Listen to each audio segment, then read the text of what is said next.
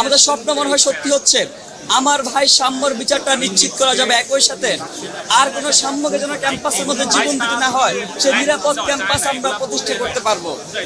আমরা নারীদের জন্য সেই ক্যাম্পাস প্রতিষ্ঠা করতে পারবো, যে ক্যাম্পাস নারীরা নির্ভয়ে ঘোরাফেরা করতে পারবে, যে ক্যাম্পাসে নারীরা তার সক্রিয়তা চর্চা করতে পারবে। এই ক্যাম্পাস ভবঘুরিদের আড্ডাখানা হবে না। আমাদের ভাবনার জায়গাটা ওই জায়গায়, আমাদের প্রত্যাশার জায়গাটা ওই জায়গায়।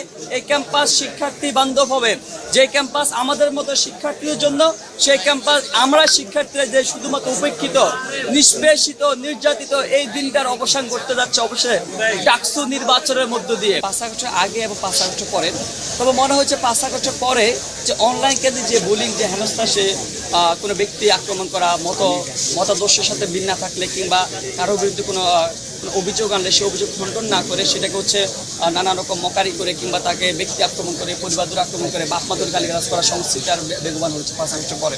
তো সেই জায়গা থেকে একটা পর্যায়ে গিয়ে আমাদের মনে হচ্ছে যে নানান দৌড়াদৌড়ি ব্যস্ততার মধ্য দিয়েও যে একটা সময় গিয়ে মনে হচ্ছে যে নিজে একটু ভেঙে পড়তেছে কিংবা হচ্ছে এই যে আক্রমণটা ক্রমাগত বেড়ে যাচ্ছে, সেটার প্রতিফলন হচ্ছে আমার যে স্ট্যাটাসটা।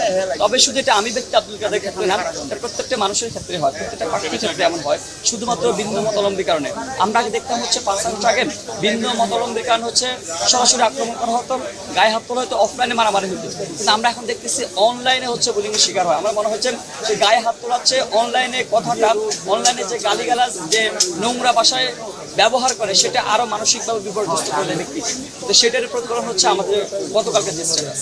তবে আমরা মনে করি যে গণ অভ্যুত্থানের শক্তি যে ডিভাইডেড হওয়ার যে বিষয়টা, সেটা কারোর জন্য সুকর না, কারোর জন্য কাম্য না। গণ অভ্যুত্থান শক্তি এক হবে, একসাথে লড়াই করবে।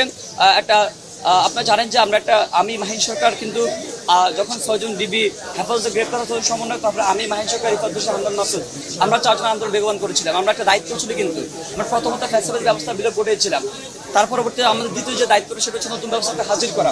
সেই জায়গা থেকে মাহিন যে সিদ্ধান্ত নিয়েছে, আমি মনে করি সেটা তার ব্যক্তিগত সিদ্ধান্ত হলে সেই সিদ্ধান্ত সাধুবাদ জানাই। কারণ আমরা যদি ডিভাইডেড হই, যদি আমরা একসাথে না থাকতে পারি, তার হয়তো দ্বিতীয় যে দায়িত্ব সেটা আমরা পালন করতে হিমশিম খেয়ে যাবো। তো মাহিনের সিদ্ধান্তকে সাধুবাদ জানাই।